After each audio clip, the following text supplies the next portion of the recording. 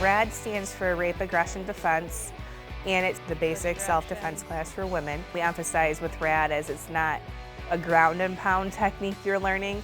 You're learning basically a distractionary technique or a self-defense technique that will stop the aggressor, and then you can get out of there. Early on in my career, my rookie year, I still remember the first sexual assault report I took. It's that narrative where, oh, you'll be pulled into an alley. That's not so true.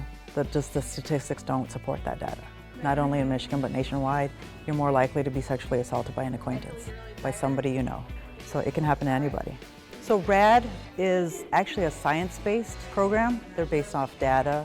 We try to teach our participants the necessary tools to avoid it. A lot of times these women, they're getting picked because the assailant thinks they're weak. And as women, we're not weak. We just might be underprepared. And we got to reprogram ourselves from, you don't have to be nice, you can say no.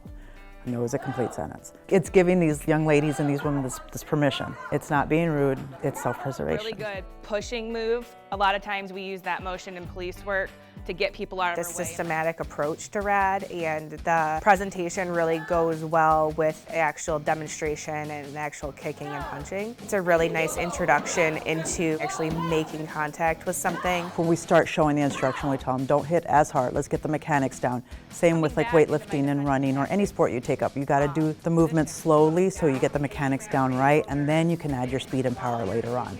And I tell them, hit me.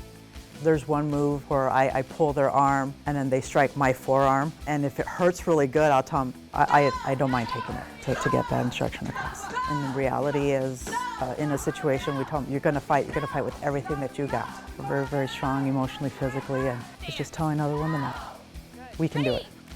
Good. Ready! If you're quiet, nobody thinks anything is wrong, but if you start yelling, no, stay back, people around you know that we're not playing.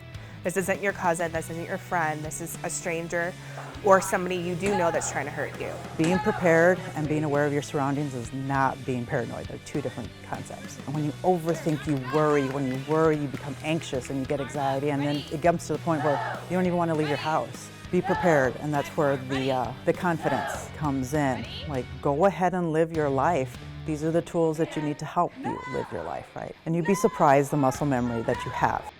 Just seeing this confidence, it just makes me feel like I got into this job for a reason, and that's the reason, right? Is knowing that you're making a difference, even if it's just in one life.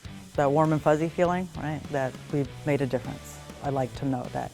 That's one less report I'll probably end up taking.